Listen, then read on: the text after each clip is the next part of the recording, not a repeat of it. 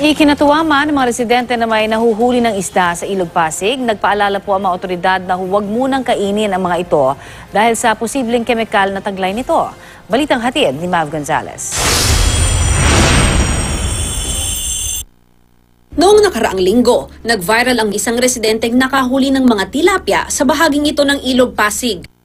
Kaya kahapon, tabi-tabi ang mga nangingisda sa ilog. Ang kanilang huli, mga tilapia at kanduli. Sasangguni kami, kumbaga, sa mga partner agencies tulad ng DNR, ng Bureau of Fisheries and Aquatic Resources to check kung talaga nga bang safe ng kainin ito.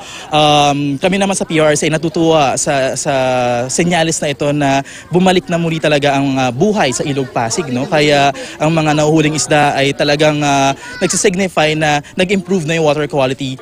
Ayon sa Pasig River Rehabilitation Commission o PRRC, bumaba ang fecal coliform sa ilog mula 1.2 trillion noong 2009 sa 82 million noong 2018. Nakatulong daw ang pagganda ng water quality kaya nabuhay muli ang biodiversity sa Ilog Pasig, kabilang mga isda, halaman at ibon.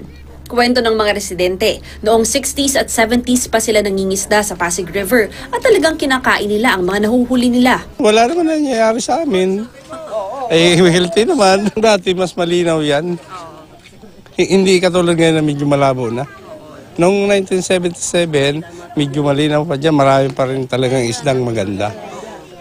Yung ayungin, biya, at saka yung talangka, hipon, mas marami.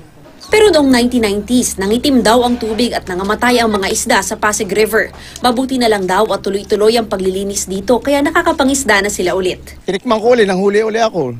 Ito ng 20 na. Yung ayos na, bumalik uli yung dati ng ano. Kasi naglasang langis eh. Dahil sa ano, yung mga oil depot, nagtatapon ng langis. Tsaka yung mga kumpanya rin, ipahin na rin ng mga mantika sa tabing ilog. Bilang patunay, nag-ihaw pa ng nahuling tilapia ang mga taga rito, pati mga bata nakikain. Lahat ng isda talaga, lahat ng tilapia. Pagkain to! Siyempre. Pero paalala ng mga otoridad, Hinay-hinay lang tayo ng konti sa pagkain hanggat hindi pa natin alam kung ano yung resulta ng testing na gagawin. Marami kasi nagsasabi ng mga eksperto na dahil hindi pa naman ito yung ideal na water quality na hinahabol natin, baka may mga traces of chemical content pa yung mga isdang nahuhuli dito.